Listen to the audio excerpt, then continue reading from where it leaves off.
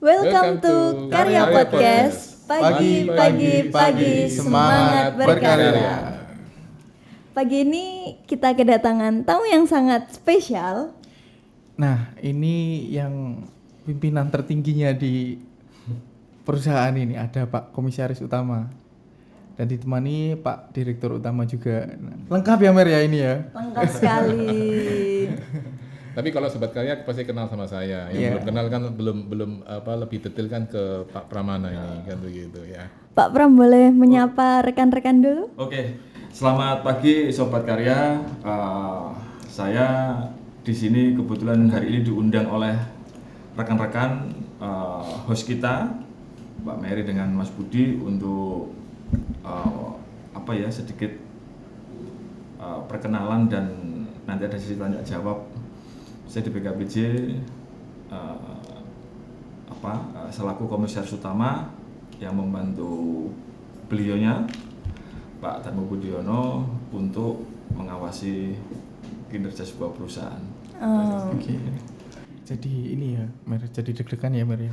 Iya, agak ada groginya gitu. Podcast sama Komisaris Utama ini. Jadi kita menggali cerita Pak Darmo dan Pak Pramana ini dulunya teman kecil ya, teman satu kampung ya. Nah, itu menarik ya. Bisa dibilang sejak balita sampai sekarang ketemu terus. Apakah itu dinamakan dunia yang sempit, Pak? Ya, mungkin bisa seperti itu. Jadi sempat dari kecil sampai besar sampai sekolah sempat dipisahkan di ini ya Pak ya setelah SMA ya. SMP. Sudah nggak ketemu lama. Nggak ketemu kan begitu. Terus bertemu kembali. Nah itu yang mau kita ulik di Ya, situ. betul. Ini dari zaman SD dulu nih Pak. Iya. Jadi gini, kita dipertemukan itu di tahun 84 ya Pak Darmo. Kurang masuk di SD Mary kelas 1. belum lahir ya. Di sekolah dasar Mardisunu. Itu ada di saat ini posisinya ada di dekat flyover Pasar Kembang. Ya. Di tahun 84 itu kita dipertemukan di sekolah yang sama. Di kebetulan kita bertemu dengan kelas 6. Kelas 6. Tapi yang penting sekolahnya ada nggak Pak ya? Ada, masih ada. Jadi kenangan itu masih nggak mungkin bisa dirubah. Dan kalau waktu itu kalau berangkat pagi pada saat berangkat sekolah itu saya selalu bareng dengan beliaunya, dengan maminya beliaunya. Kebetulan kan saya dengan keluarga beliau juga akrab, kenal semua. Jadi kalau sekolah itu berjalan beriringan sampai masuk sekolah. Pulang sekolah pun ya begitu, saya main ke rumahnya. Naik apa itu Pak? Jalan kaki. Waktu dulu itu belum ada namanya naik apa-apa, belum ada, semua jalan kaki. Rasa saudara ya. Ini saya tapi yang seru lagi itu yang pulangnya Pak Pram. Masih ingat ya Pak Pram ya? Kita naik becak kan itu ya. Setelah itu umur berapa itu? Kelas 4 atau kelas 5 itu? Itu becak. Nah, ini saya curiga nih Mas. Waktu SD ini geng-gengan. Enggak, tapi waktu SD dulu kalau saya boleh menceritakan, memang dulu waktu pulang sekolah itu senangannya kita itu main. Main yang paling saya ingat saat ini adalah satu. Kita sama-sama cari namanya anggur Jowo. Anggur Jowo itu Tahu itu. Bukan. Oh iya. Juwet. Saking lamanya masih ada ya Pak ya pohon itu waktu nggak ada, pohon itu sudah nggak ada. Udah nggak ada. Sama keres. Memori itu masih ada. Sama keres Pak. Sama keres Pak. Jadi saya yang naik, beliau yang di bawah, panggil pakai kaos dulu. Seperti itu. Kaosnya biru semua Pak. Tuh, kemudian SD kita sama-sama lulus, kemudian kita dipisahkan. Waktu itu sempat kita tanya, saya tanya kebetulan di Wonorejo Gampat itu masih ada saudara dari maminya. Yang mungkin sampai saat ini Pak Darmo ya, kakaknya mami itu sempat saya tanya, infonya di Duku Kupang. Waktu kan kita punya sahabat, ada Slamet Sugiarto, ada Diki, ada beliaunya, saya dengan Yusak waktu itu. Ex ini juga. Seperti itu. Ya cuma itu tadi kita punya kenangan sampai SD, kemudian SMP kita dipisahkan, beliaunya pindah sudah di Duku Kupang waktu itu. Sampai hari ini saya masih ingat desain rumah beliaunya yang di Wonorejo, ruang-ruangannya apa, di mana, saya masih ingat. Sumpah. Keseringan nginep itu Pak Darmo. Iya, sering bermain. Saya juga main ke rumahnya Pak Pram. Pak Pram itu rumahnya belakang itu ada mangga. Wah, mangganya the best. Loh, beneran itu. Kita itu selalu nggak tahu ya, zaman sekarang masih ada nggak rujaan ya? Kita mesti rujaan di rumahnya rumahnya Slamet. Kan itu. Rumahnya Slamet. Kita bawa mangga, kita bawa rujaan di sono itu, di rumah temen juga kan begitu. Di daerah Ronggowasito. Lah ya, dulu itu enak banget ya. Nggak tahu ya, zamannya kalian bagaimana, nanti kita saling ini ya. Dulu tuh bener-bener ya jalan kaki, buru-buru ada Gojek, Grab nggak ada kan begitu. Sampai di tahun 2019 itu kita pernah memorabilia dengan beliaunya. Waktu saya masih mengerjakan di Pelindo, atap itu, tahu-tahu dipanggil oleh beliaunya, pulang ke kantor Margo. Saya kira ada tugas dari beliaunya, ternyata enggak, diajak keluar sama beliaunya dengan Pak Narko waktu itu sopirnya. Ternyata kita diajak makan bakso di Jaya Utama. Nostalgia lah kan begitu. Memori-memori itu Mas Budi, Mbak Mary, saya nggak bisa lupa. Nah, itulah yang mendekatkan kita dengan beliau secara chemistry ya. Sehingga hubungan saya dengan beliau itu bukan lagi sebagai hubungan yang pasif ya, yang transaksional, tapi sudah mungkin secara batin sudah akrab dengan beliaunya ya, keluarganya ya, seperti itu. Itu kenangannya. Terus kemudian di tahun 2014 Tuhan menggariskan kita ketemu kembali waktu itu di Cito kalau nggak salah Pak Darmo ya. Beliaunya naik di lantai 2, saya mau turun. Saya mau naik, beliau mau turun, ketemu di eskalator waktu itu di pojokannya, namanya di pojokan Terolas waktu itu. Saya masih ingat benar 2014 itu bulan Agustus kalau nggak salah itu, hari Minggu pukul 2 siang, ingat saya itu. Detail sekali ya Pak. Saya masih akhirnya tukar-tukaran nomor telepon, masih zamannya BlackBerry. Masih pakai pin. BlackBerry, kemudian kebetulan kok sama-sama kita bekerja di bidang yang sama. Waktu itu saya masih menangani di Brondong, Pak Ciran untuk proyeknya perikanan. Kemudian beliau "Dolano nang kantorku." Oke, kebetulan sama. Kemudian ya sudah, saya dilibatkan oleh beliaunya di pembangunan kantor ini kebetulan 2014 sampai 2015 bulan Maret. Pokoknya kantor ini jadi pada saat ulang tahunnya Juju yang usia yang ke berapa saya lupa itu. Seperti itu. Jadi saya ingat bener proses itu semua dan nggak mungkin bisa lupa sampai mungkin saya menutup mata karena gitu. Makanya kan saya dengan beliaunya kedekatan emosional sudah nggak bisa dipisahkan.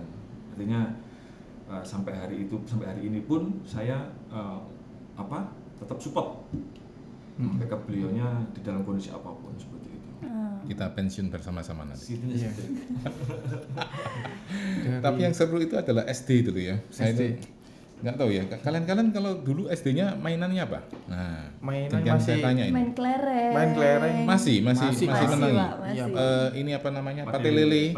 Oh iya, masih. Gobak sodor. Kalau anak saya sudah nggak kenal, beneran. Jojo sudah nggak kenal, gitu. Udah nggak ada, kan begitu. Mainannya sudah hanya olahraga biasa, bukan mainan tradisional, sudah nggak ada kan itu. Dan lapangannya pun nggak ada masalahnya. Dulu sekolah kami ini, besar banget.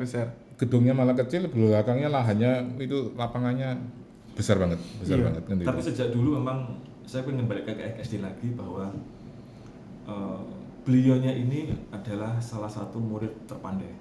Nah, ini yang jadi pertanyaan. Kalau Pak Pram ini gimana, Pak? Murid kalau zaman dulu kita masih di Mbak Mary, anak-anak yang pintar selalu duduknya di paling depan. Oke. Nomor 2 itu nomor 2 adalah yang lumayan. Yang nomor terakhir seperti itulah. Pak Pram di mana ini posisinya? Di belakang. Karena waktu itu saya sempat bingung waktu itu. Apa caranya sinawane Darmo iki piye? Sama kayaknya waktu itu Hokwan ya. Memang pinter. Saya akui memang dulu itu ada pinter dari beliaunya, ada nama Slamet Sugiharto, kemudian Yuliana Warisan. Itu pinter-pinter sama namanya Vincent yang saat itu mungkin jadi dokter informasi, nggak tahu di mana seperti itu. Ya itu seperti kalau ujian itu dulu masih ada namanya zaman tas merek presiden Pak ya, tas koper merek presiden. Sama beliaunya itu diberdirikan di tengah-tengah begini. Saya masih ingat memori itu. Nggak boleh nyontek. Nggak boleh nyontek. Memang diakui, memang guru kita waktu wali kelas kita namanya Pak Edi, memang mengakui bahwa yang depan seperti itu. Terus kalau gurunya nggak ada, kemudian kaca di samping ruang bangku kita itu ada kaca lubang yang dekat dengan kantin. Kantinnya waktu itu namanya Pak Kibat, almarhum sudah lama Pak Kibat. Senangnya kita makan gorengan. Jadi kalau makan gorengan ditakoni kon mangan piro, ngaku makannya papat, ngakune telu. Itu kita mengalami masa itu. Masa-masa jahiliyah. Seperti itu. Tapi yang keren lagi itu adalah kalian pernah nggak makan pisang goreng campur petis? Nah, ada aja saya baru pertama kali itu di SD itu kan gitu. Ternyata enak juga ternyata. Itu agak gimana ya Pak ya? Iya, itu terjadi Mir, itu terjadi. Beneran itu. Ini cerita beneran itu. Terus kalau pulang kadang-kadang, nah kita itu punya teman namanya Subiantoro. Kebetulan satu kampung. Nah beliaunya itu kalau ujian senangannya dicontek oleh beliau. Nah ini eksploitasi. Cuma ada hadiahnya. Kalau nilaimu bagus, kita makan soto bersama-sama. Jadi beliau yang ngajarin, saya makan soto. Bisa. Makan sotonya itu di pasar Pandegiling pojokan. Itu masih ada. Tapi gini, biasanya kan anak pinter itu gerombolannya sama anak pinter ya Pak ya. Yang ya saya nggak maksud Pak Pram yang gimana ya. Maksudnya biasanya kan beda gerombolan ya Pak Dharma ya. Kebetulan kok bisa? Kebetulan dulu beliaunya gengnya kita. Gitu. Oh memang dari awal sudah itu. Jadi sebelum mengetahui ini pinter atau ini enggak? Waktu dulu nggak ada geng-gengan, masih semua masih. Masih. Dan karena itu tadi dari awal tuh kita berangkat kadang ketemu, sering kali ketemu, pulang pun ya bareng kan begitu, sehingga dekat rumah juga. Iya, rumahnya satu kampung. Kita ini kampung namanya Wonorejo Gang 4 kan begitu. Masih ada sampai sekarang kan begitu. Beliau di RT 4, saya di RT 1. Depan rumah beliaunya ini ada pos kamling, namanya Bapak Sumantri, RT-nya. Ya. Saya masih ingat semua detail-detail tuh, nggak mungkin bisa lupa memori itu sampai saat ini. Bener-bener apa ya, enak lah ya. Dulu tuh merasakan semuanya. Kan begitu. Pulang sekolah Pak, kegiatannya apa Pak? Ya kalau pulang sekolah paling beliaunya setelah main sebentar pulang, terus belajar. Kalau saya ya dolan sampai toko maghrib. Itu seperti terus itu. kalau Itu saya ini bedanya. dulu kan pernah punya sepeda, dibelikan papa saya sepeda, ya itu malam-malam kesini kan itu ngobrol main ya tuh, begitu lah. Sehingga kedekatannya itu luar biasa lah kan begitu. Nah merawat hubungan seperti begitulah yang nggak segampang nggak menjaga itu ya. Ya untuk terus SMP ini Pak. SMP masih bareng ya? Enggak. Beliaunya sudah masuk. Beliaunya ke SMP Don Bosco. Pak Di Don Bosco, saya di Piringadi. Iya. SMA-nya beliau di Sin Louis, saya di Piringadi Masian. Terus nggak ketemu lagi kuliah beliaunya di Petra, saya di ITAT. Iya. Tapi untungnya masih satu kota ini ya. Masih satu kota. Dan sebuah keajaiban bisa tidak sengaja bertemu ya Pak Pram ya. 2014. Setelah lama kehilangan kontak Ya ya. kalaupun ketemu tapi dengan bukan dengan background yang sama, mungkin juga hanya akan main cerita. Akan say hello saja. Tapi kebetulan kita bekerja di bidang yang sama, ya alhamdulillah mungkin Tuhan sudah menunjukkan bahwa ini untuk dipertemukan seperti itu. Itu sih. Kembali ke ini. Sekarang ya Pak Pram, posisi sekarang Pak Pram melihat sosok Pak Darmo dan Pak Darmo melihat sosok Pak Pram ini seperti apa sih? Kalau saya dulu, saya melihat sosok beliaunya ini satu sisi adalah perfeksionis, perfeksionis. Tetapi perfeksionis ini kadang-kadang yang nggak mungkin bisa diimbangin oleh anak-anak kita yang ada di bawah, seperti begitu. Cuma apapun itu, maksud yang diberikan oleh beliaunya kepada kita semua adalah bagus. Ya, tergantung bagaimana kita menyikapi dan menerjemahkan apa sih yang dimaksud oleh beliaunya. Kalau saya seperti itu intinya. Gitu. Kalau saya melihatnya Pak Pram ini pengayom ya. Saya ini kan butuh teman, butuh partner itu yang bisa mengayomi, karena kalau saya dar semua buyar ini pasti buyar. biar perusahaannya Nggak ada airnya. nggak ada remnya kan gitu ya. Ya, Karena remnya ini Pak Pram ini Pram. kan yang mengayomi kalian semua, yang mengawasin, itu yang saya melihat ini memang sudah dipertemukan oleh yang atas. Pak Pram bisa bantu saya dalam mengembangkan perusahaan ini di bidang inilah pengawasan kalian ini kan begitu. Itu sih. Lalu ini chemistry berdua ya Pak. Dorongan terbesar apa yang sampai saat ini itu ingin sukses sampai pensiun tadi ya Pak ya? Iya. Pensiun bareng. Kalau saya harapan itu ada, ya harapan itu ada. Makanya kan kita selalu memberi support pada saat kita japri berdua. Saya selalu paling tidak di sholat kita di sepertiga malam yang terakhir, saya selalu menyebut, boleh percaya boleh tidak, saya selalu menyebut 3 nama yang ada di dalam keluarga beliaunya Bu Ita dengan Cucu. Perkara nanti itu doa itu diijabah atau tidak, selama nawa itu kita betul, itu Tuhan akan mengijabah. Amin. Ya.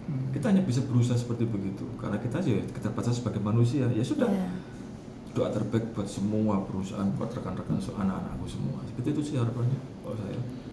Karena memang benar-benar capek ya, kadang selain saya pasti kan ke ibu dulu ya, tapi yang orang kedua yang saya curhati ya Pak Pram ini kan begitu. Karena memang bisnis ini kan bisnis yang pernah saya bilang, ini bisnis yang tangguh ini, Pak. Bisnis yang benar-benar perlu effort beneran ya, padat karya, padat modal, padat masalah. Ini yang jadi masalah ini kan gitu ya, yang bikin kita senewen sewot, saling menguatkan lah kan begitu. Ya karena ini berproses semua. Betul. Proses kapan? Nggak tahu saya. Iya. Sampai kita pensiun. Kita support sebisa kita ya Pak. Haruslah. Apalagi kalian-kalian yang generasi yang muda kan gitu ya.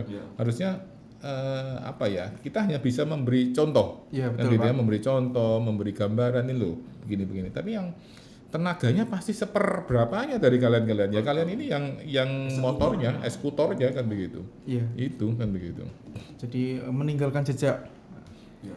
yang muda yang melanjutkan, yang muda yang Betul. berkarya ini. Yang muda yang berkarya, betul. Setuju. Tapi kembali lagi saya mau ini loh, saya pernah tanya kemarin kan, pernah nggak ya saya tanya ya, sekolah sekarang itu beda Pak Pram. Kalau anak saya itu tuh cara penghukuman ya, punishment contoh telat aja. Iya Pak. Sekarang anak saya itu cuman ditegur secara tulisan. Nggak tahu kalau kalian dulu SD gimana? Saya kalau telat Pak. Dijatuhi sanksi fisik nggak? Ya habis penggaris 3. Masih ya berarti? Iya masih. Berarti mulai zaman kapan ini ya? Nggak tahu. Kalau putranya Pak Pram gimana? Sama Pak. Sejak- Sama. Masih fisik nggak? Masih enggak. Enggak? Sudah Tulisan toh? tulisan. Iya. Orang tua. Nggak. Kayak guru malah nggak berani sekarang.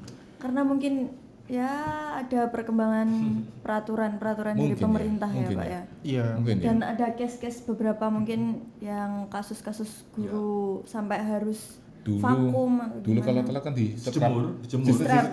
di strap kan.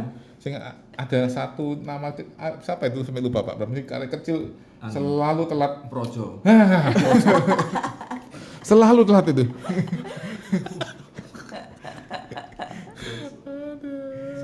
Iya Pak Pram malah masih ingat itu. Iya, itu selalu jagoan telat itu kan begitu. Itu dihukumnya dijemur. Jemur di lapangan. Iya.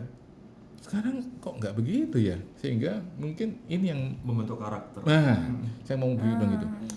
Karena karakter sekarang ini kan harus dipompa dulu, harus ditekan dulu, Ya. baru bisa gerak. Kalau dulu memang sudah setiap harinya sudah terpola begitu. Seperti itu. Kamu salah hukum fisik, kamu salah hukum fisik. Sekarang kan enggak sekarang. Iya. Itu yang bikin Akhirnya berbeda. ingin melakukan sesuatu itu mikir kalau ini nanti takut salah, nanti takut ini itu. Mikir di hati-hati di awal. Memang kalau saya dulu ini Pak, misalnya telat bisa masuk pun 7:30. Bisa masuk 7:30. Saya sampai SMA aja masih push up loh. Saya pernah sekali kalau nggak salah. Pernah. Saya Kita juga merasakan push up. masih Pak, iya. Masih. Kita Sekarang masih. sudah enggak ya.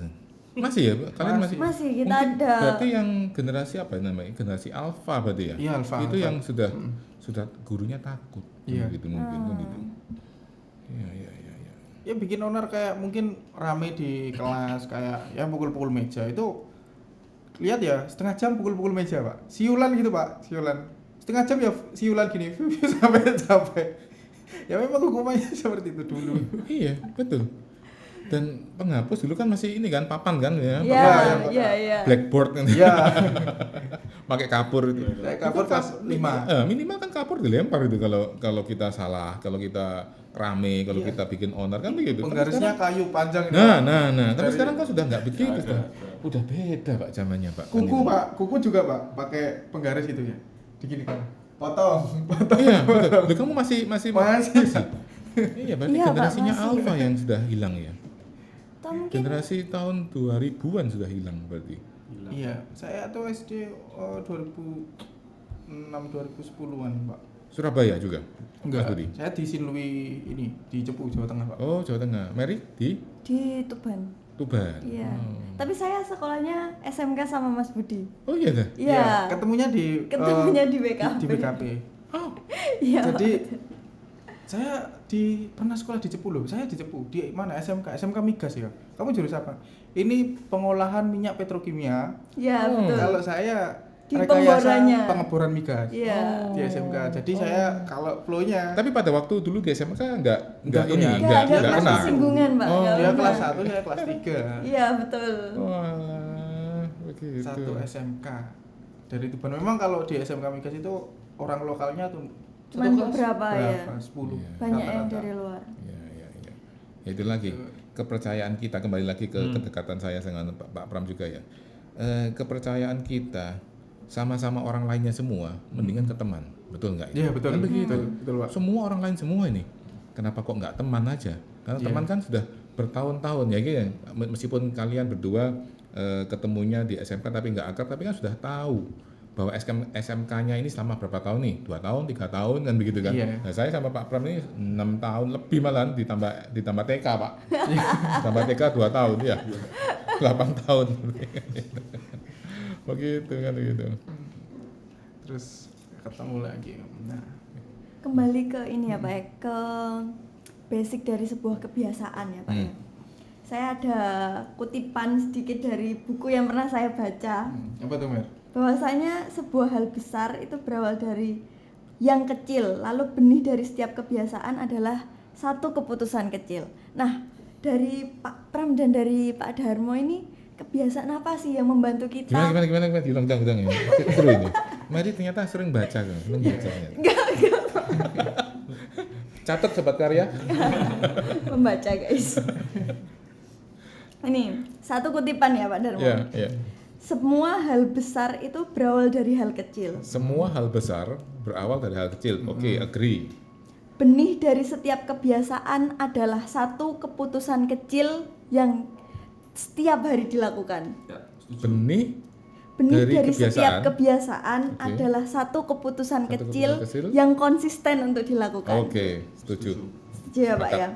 Lalu berangkat dari kutipan tadi, Pak, kebiasaan apa sih yang membantu kita generasi Z ini untuk bisa membangun karir kedepannya gitu? Ya, contoh kalau dari saya. Dari Pak Dari Pram saya dulu. gini, dari kutipan tadi itu kalau kita melihat dari keseharian kita, contoh masalah bangun pagi dan kebersihan, ya itu sepele, tetapi itu menjadi dasar untuk penyemangat kita untuk melangkah ke depan. Contoh, kita mau berangkat pagi, kita sama-sama punya kepentingan nih, punya Iya. keluarga, punya gini, punya begini. Kalau kita tidak mengawali bangun pagi jam 4 atau jam setengah 4 atau jam 3 pagi, terus bagaimana? Itu hal dasar yang bagi saya amat sangat penting. Sehingga apapun keputusan yang saya ambil pada saat kita mau berangkat pagi, ya itu terbiasa mulai sejak zaman dahulu ya seperti itu saya gitu loh. Pada dasarnya begitu. Nah, itu yang kepingin saya tularkan kepada anak-anak saya, rekan-rekan kerja saya, bahwa ayo biasakan semuanya dari pagi.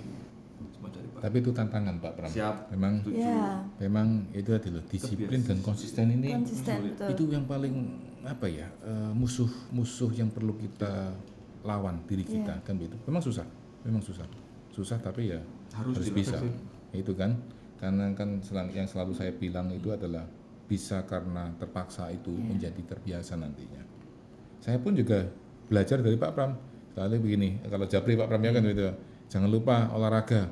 Ini tantangan besar saya adalah bangun pagi. Iya, betul. Tapi ya mulai saat ini saya juga harus memberanikan diri dan harus punya tekad lah ya untuk Minimal olahraga. jalan. Iya, minimal jalan lah. Usia 40 ke atas ini ya jalan kaki lah yang paling. Tapi setelah sholat subuh Pak Tarmo, saya kan sering WA teman anak-anak saya itu bangun waktu sholat subuh. Iya. Bangun. Saya pasti beliaunya bangun. Ayo. Sama olahraga. itu ya. Saya selalu dengungkan itu. Itu kebiasaan itu kan kebiasaan yang sederhana tapi berefek kemana-mana. Iya betul Pak, betul. Kita bisa fresh, kita Membangun bisa prepare. mood. Nah ngomong-ngomong Mary sama Mas Budi gimana? Bangun jam berapa? Ayo. Oh, gini Pak. Ayo. Kalau saya Pak, berapapun jam tidur saya, Oke. itu saya kalau jam 5 pasti bangun. Jam 5? Saya sudah jam 5 sudah membalas grupnya Pak Pram. Wow. Keren, Pak Pram, keren. ayo subuhan. Saya pasti ngirim stiker Pak. Wah, keren. Mary ya. Kalau saya tergantung Pak, kadang kalau puasa ya jam 3, kalau nggak puasa Jam ya 1. jam 5. Cuman Tapi yang heran itu yang sekarang yang jadi kameramen ini. Saya tuh pernah tanya.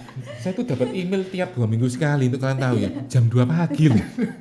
Jam 1 kan itu ada. memang settingan Pak. Oh gitu ya, komputernya disetting dulu berarti ya. Loh, ini beneran ini kita ngomong begini. Setting sampai ngomong, "Fir, ini jam berapa kamu bikinnya? Kok bisa tertulis di email kan nggak bisa nih? Iya, Pak. Emailnya 02 berapa? Iya. 02. Gila. Jam 2 pagi email. Itu antaranya dia bangunnya kecepatan Pak, sama dia start ngerjakannya jam 6. Atau komputer disetting dulu. Tapi nggak mungkin lah. Harusnya masuk ke komputer nggak sama. Harusnya komputer saya kan gitu ya. Iya. Pas saya tanya sama Vira, ternyata habis gitu dia tidur lagi katanya. Iya. Jadi gitu ya Mbak Mary, Mas Budi, dari dasar kebiasaan tadi yang paling kecil itu yang membentuk menjadi sebuah karakternya kita. Karakter bagaimana ya? Karakter yang bisa kita pertanggungjawabkan. Karakter yang tangguh ya dari hal yang kecil tadi itu. Iya. Kalau kita nggak pupuk dari hal yang kecil, nggak mungkin kita bisa berjalan menangani hal yang besar. Oh yang kecil sih nggak mampu kok, Iya, bagaimana betul. yang besar. Betul. Itu loh. Betul, Contoh-contoh setuju kecil. Pak. Nah ini Setuju. yang muda-muda harus punya jiwa seperti itu. Mumpung masih belum misalnya melalui tahapan berkeluarga. Nah kalau nggak dipupuk sejak dini, pasti akan ada efeknya apa ya, murah marit. Betul. Anak waktunya sekolah nggak siap. Saya tiap hari bangun minimal 2:30, udah mandi, udah siap, udah semuanya. Wow. Sudah ganteng Pak Wow. kalau katanya Pak Pram. Pak Pram itu jam wow. 7.10, jam 7.15 sampai sini. Wow. Iya. Bukan apa masalahnya, karena itu kita memberikan contoh dari hal-hal yang kecil tadi itu. Kita kalau sudah sebagai kantor kan enak, mau ngapain juga aman, di jalan kita nggak terbentur oleh traffic, oleh seperti Iya. itu. Itulah. Dan Harus fresh ya. Ya memang kita capek. Ya capek kita kesampingkan dulu deh. Kita mau memberikan contoh. Tapi kalau kebiasaan tak rasa sih nggak capek Pak. Capek itu di awal Pak memang.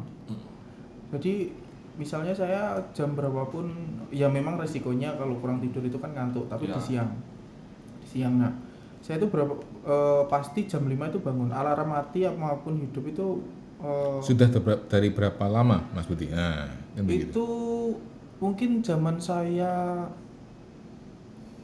kuliah, bukan Pak, dari SMP mungkin, karena SMP sudah. dari SD itu 1 tahun paling 1-2 dan itu pun sakit ataupun izin nggak masuk itu. Oke. Kuliah itu dalam 1 tahun mungkin ya sekitar maksimal 3 atau 2. Terus makanya Pak Darmo selama saya di sini ngecek cuti saya Paling ini ya, paling kosong berarti ya, nggak ada cuti gitu ya. dalam 1 tahun. Paling saya kalau izin Pak, saya cuti ada grup. Itu pun 1 tahun paling 1 kali, 2 kali. Ini yang perlu dipanutan juga ini kan begitu ya, untuk generasi sekalian ini kan begitu. Karena memang itu susah loh. Memang bilang harus punya itu tadi loh. kemauan keras. Kemauan keras loh. Satu keputusan kecil yang dikonsistenkan. Iya, betul. Betul Pak Pram. Karena saya bangun setuju. pagi itu ya memang begitu. Karena saya pernah baca ini Pak, sebenarnya tubuh kita itu merekord segala kegiatan kita. Makanya kayak Mas Budi tadi, kalau dia sudah dari kebiasaannya bangun jam 5 walaupun tanpa alarm pun Ini apa tubuh namanya? kita itu Automatic. otomatis itu bisa secara alamiah ditangkap oleh tubuh kita. Terus ini ya, ini mungkin tips ya atau ini benar-benar apa ya? Benar-benar nyata atau memang sugesti kita ya. Kalau saya mungkin ada acara jam 6, pengen bangun jam 4 tanpa alarm. Saya tuh sebelum tidur batin, Mbak. Nanti bangun jam 4, nanti bangun jam 4, nanti bangun jam 4. Jam 4 beneran? Jam 4 beneran bangun. Word of Sugesti, Pak. affirmation. Iya. Yeah. The power of affirmation. Saya pun kalau pulang mungkin di Cepu, di Jawa Tengah itu pasti saya pulang sampai sini Senin. Nah, itu sekitar saya tempuh 3 sampai 3,5 jam naik motor itu, Pak. Saya sampai sini pun jam 7. Bangun berangkat jam 2, saya tidur jam 10. Bangun jam 2, bangun jam 2, bangun jam 2, bangun jam 2, akhirnya bangun beneran. Mandi setengah jam, langsung berangkat sini. Sampai jam 7. Wow. Nah, mungkin yang belum pernah coba bisa dicoba. Saya juga kadang nggak percaya, tapi terjadi. Iya. Kembali lagi tadi kan dari Pak Pram sudah memberikan jawaban ya. Kalau dari Pak Darmo sendiri, apa sih Pak kebiasaan yang sepatutnya kita bangun dan kita miliki? Hanya satu, daya juang. Itu aja. Saya itu bilang ini yang juga satu tadi Pak Pram bilang untuk kebiasaannya ya. Saya itu bilang daya juang anak-anak sekarang ini itu yang perlu satu kok, daya juang. Kalau kalian tidak bisa memperjuangkan apa yang kalian kehendaki, apa yang kalian inginkan, yang kalian butuhkan, nggak bakalan. Itu tadi, saya kan berkali-kali kan kalau di grup, hidup jangan sekedar hidup. Yeah. Kerja jangan sekedar kerja, kan begitu ya. Itu kan kutipan dari ini kan Buya Hamka kan begitu. Iya. Itu aja sih saya bilang kan begitu ya. Karena semua itu butuh effort, butuh daya juang. Kalau nggak ada daya juang, nggak bakalan kita bisa apa-apa kan begitu. Banyak lah. Saya bilang kenapa itu tadi kembali lagi ke generasi ya. Apa yang kita rasakan dulu kok berbeda ya sampai sekarang ya. Nggak tahu Pak Pram juga begitu. Saya juga begitu. Nggak bisa bergaya. Mungkin kalian masih dari generasi saya tapi kalau sudah yang baru ini beda loh, beneran beda banget loh. Tapi ini Pak juga karena Mas Budi 80-an berarti ya? Saya 8 berapa? Saya malah 99 Pak, masih Gen Z. Gen Z Kita malah. Gen Z, Gen Pak. Z ya? Iya. Jadi memang saya dari awal masuk sini tuh pernah sharing sama Pak Pram. Ini cerita pribadi saya Pak ya. Yeah. Sampai saya di sini. Memang saya dulu itu sebelum saya semester 1 sampai 6 itu ekonomi normal Pak. Sampai untuk bayar kuliah normal. Setelah masuk ke 7 bapak saya itu kan stroke serangan kedua. Itu butuh biaya dan lain-lain. Nah, keuangan itu terganggu. Baru saya minta izin ibu saya, Bu, saya minta izin saya mau ini sudah skripsi longgar. Udah itu. Saya loker masukkan 40, Pak. Yang keterima 1 di BKP ini. Nah, saya terima di BKP, saya lalui prosesnya. 5 kali tes. Telepon, Pak. Telepon pakai di SMS dulu, Pak. Telah diterima gini. Kalau serius atau apa, hubungi nomor ini. Ya karena saya hubungi pakai telepon rumah, Pak. Karena CCSI dulu itu pakai telepon rumah. Saya pakai ini pinjem telepon. Akhirnya jadwalkan lagi 3 hari ya, di tes interview video call, Pak. Video call, habis itu ya singkat, pertanyaan singkat, hitung-hitungan singkat, habis itu psikotes. Psikotes itu jam 8 sampai jam 12. Nah, dulu saya masih pakai motor saya yang Vixen itu, Pak. Suaranya keras itu, Pak. Itu kalau kena hujan mogok. Saya pinjam motor, Pak. Motor itu Revo, platnya mati sih sana. Saya dari Perak ke CCSI. Sampai mungkin Balai Pemuda itu hujan. Saya nggak pakai nggak ada jas hujan. Aku beli di Indomaret yang kresek setengah, bawahnya agak basah. Sampai saat CCSI itu jam 8. Jam 8 itu kurang 5 menit. Terus saya persiapan psikotes. Habis itu diterima. Nah, diterima itu lega, Pak. Saya dapat uang. Saya bisa bayar kuliah, saya bisa bantu orang tua karena satu harinya dulu 150 ditambah 150 ditambah uang ini jasa perawat karena ada luka di kubitus di belakang. Sehari harus kurang lebih 300. Nah, setelah itu mau sidang nih Pak, masuk rumah sakit lagi H-1. Konsentrasi terganggu. Sudah kerja di BKP juga. Nah, terus semakin lama benar-benar ini harus berjuang untuk mendapatkan uang Pak. Ya. Akhirnya sudah berjalan sudah 3 bulan. Saya dulu itu takut loh Pak, nggak diperpanjang Pak. Kalau 3 bulan Pak, kamu masa perjalanan 3 bulan ya, waktu HRD-nya Bu Vivi. Ya Bu, tunjukkan kinerjanya gitu. Terus sama Pak Hari itu pulang jam 9. Saya sampai ditegur, ini pulang jam 9 itu nggak bisa kerja atau gimana. Saya sudah takut Pak, nggak tahu kalau orang-orang sekarang. Tapi memang habit saya jam 8 sampai jam 12 saya belanja alat di dekat Pasar Turi itu. Yeah. Jam 1 baru ngurusin mesin. Tuh. Ngurusin mesin sama data sama nyuci AC semua segilapan sama ini. Tuh. Pulangnya pasti jam 9. Pulang jam 5 itu jam 4 pas tenggo itu gara-gara Pak Hari puasa karena harus buka di rumah. Cuma itu doang. Ya. Mulai bisa bayar-bayar ini semua. Akhirnya saya tuntas di semester 10, Pak. Tuntas di semester 10 karena saya mesin saya telat karena ya uang macet. Dulu saya rancang bangun di material baja mesin itu. Juga biayanya besar juga. Nah, semakin kesini setelah saya bisa lulus, bisa wisuda, dapat kerja. Nah, orang yang menginginkan itu sebetulnya cerita itu tuh bapak saya memang, almarhum bapak saya. Nah, sudah mendapatkan titik itu orangnya sudah nggak ada. Akhirnya ya saya kembalikan lagi, ternyata perjuangan itu dikembalikan ke kita. Jadi sampai sekarang saya mungkin dari motor yang nggak punya, yang mogokan, sekarang sudah dapat baru dari BKP. Nah, yang paling mungkin pencapaian ke depan saya bangga, hasil saya daftar S2 Pak. Wow. Dari kerja di sini, saya mulai Maret, hari Sabtu sudah mulai kuliah. Mudah-mudahan lancar. Luar biasa. Ini kan berarti kan kombinasi dari yang Mary melontarkan, gitu kan. Hal kecilnya adalah kebiasaan, dan kedua adalah daya juang. Betul kan? Kan begitu. Ini kan nyambung nih berarti.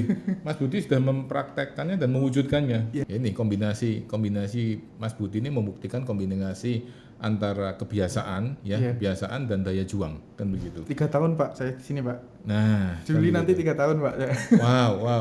Wow. Kan kontrak saya 1 tahun, 2 tahun. Nah, 2 tahun ini Juli nanti ini. PKWT. Ya. 1, 2, 5 berarti nanti kan itu ya. Mary berapa Mary kan itu? Kemarin baru habis tanda tangan Pak. 2. Februari. 1, 2. Ditawarin buurnya itu nanti direvisi. Oke, sip lagi itu ya.